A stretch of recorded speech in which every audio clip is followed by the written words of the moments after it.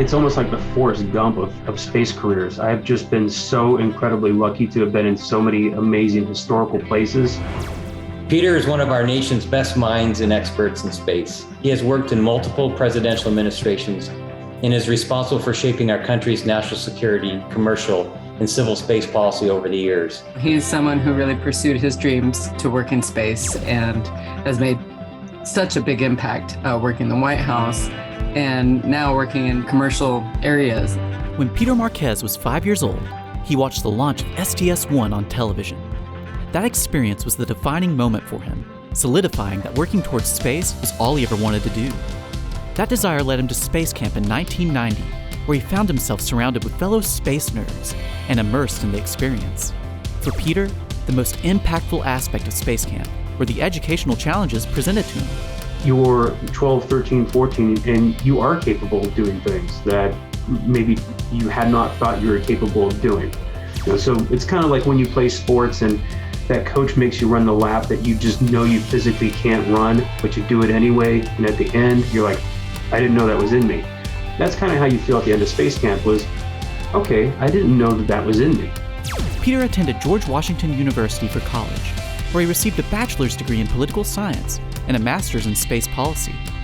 From 2000 to 2004, he worked for the U.S. Air Force on space policy and operations. Then in 2005, he began working as the director of special programs for the U.S. Department of Defense. The experience he gained catapulted him into his next position as director of space policy for the National Security Council in the White House, beginning in 2007, working for Presidents Bush and Obama.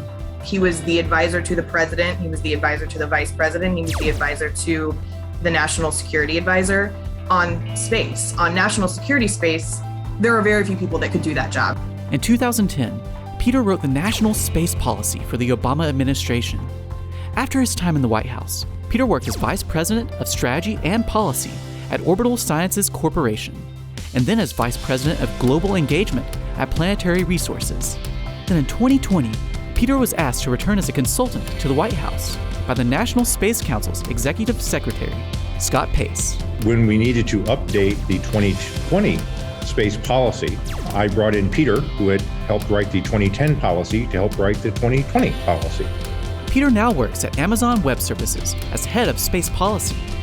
He's also found time to work as a space consultant for the Netflix comedy series, Space Force.